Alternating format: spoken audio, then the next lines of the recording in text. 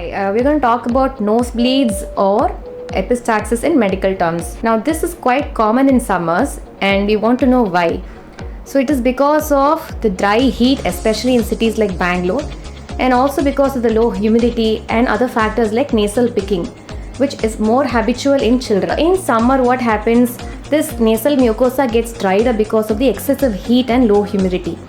So, when you pick your nose with fingers, what happens, these delicate blood vessels in the nasal cavity are more prone to rupture because it's little dilated.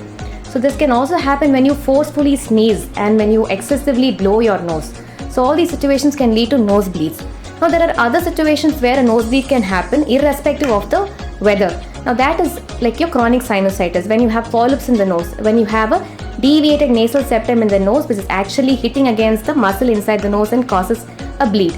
Now all these situations cannot be managed at home, so you definitely need a consultation in the hospital, and which needs further evaluation like with the help of a CT imaging and further course of treatment. It can be a medical treatment or a surgical intervention. We want to know from where the bleeding has occurred, so we need to find out the bleeding foci. If it's a bleeding foci for a hypertensive patient or a foreign body, or is it a deviated nasal septum that is having a sharp spur impinging on the muscle and causing bleed.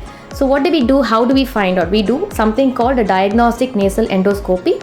So wherein we put the endoscope inside the nose and visualize the bleeding foci.